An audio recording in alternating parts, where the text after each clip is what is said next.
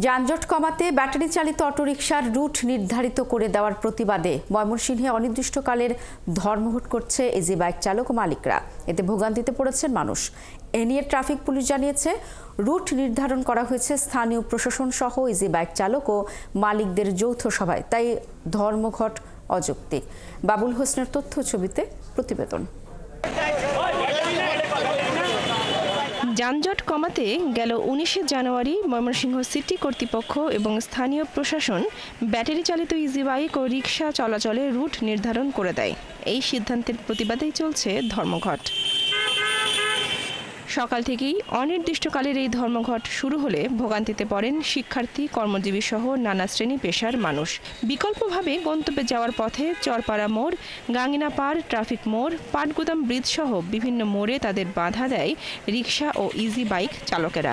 এই যে সময় মতো অফিসে যাইতে পারতাছি না, আমার এই অফিসে ডিউটি না দেয়, এই দায় কে নেবে? একটা রিক্সার মধ্যে উঠছি, কয়েকজন ফুলাফুরি আয়া লাঠি সুটা নিয়ে আমাকে নামাই দিচ্ছে। স্কুলে যাইতে পারতেছি না, বাইরে হয়েছি, 2 বাচ্চা নিয়ে, এখন কোনো গাড়ি নাই। আমাদের জন্য ভোগান্তি, আজকে 2 দিন যাবত এরকম সমস্যা ফেস করতেছি আমরা। পরে পিকেটিং এর সময় সেনাবাহিনীর সদস্যরা বেশ কয়েকজনকে তুলে নিয়ে যায় গাড়িতে।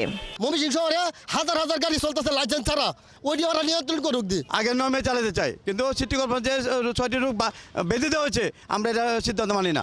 আমাদের এই যৌক্তিক দাবিটা মানা নেয়, তাহলে আমরা শ্রমিকরা আমাদের ঘরে ফিরে যাব। এদিকে ট্রাফিক পুলিশ জানিয়েছে, রুট নির্ধারণ করা হয়েছে স্থানীয় প্রশাসন সহ ইজি বাইক চালক ও মালিকদের যৌথ সভায়। এখন ধর্মঘট অযৌক্তিক। তারা এটা ভুল বুঝতেছে। মূলত তাদেরকে, তারা যে রাস্তা দিয়ে চলেছে সেই রাস্তাই চলবে, কিন্তু তাদেরকে রোড ভিত্তিক করে দেওয়া হবে। রুট ভিত্তিক দিলে হবে কি, তাহলে এক রোডের গাড়ি আরেক রোডে যাবে না, আরেক রোডের গাড়ি আরেক রোডে যাবে না। এটা ডিসেন্ট্রালাইজড করা। আমাদের মেহনতি শ্রমিকগুলা যদি আগের মতো যেভাবে চলতো সেভাবে চলবে, রুটবাক চলবে না। এটাই হচ্ছে আমাদের আন্দোলনের সুরাহার শেষ পথ।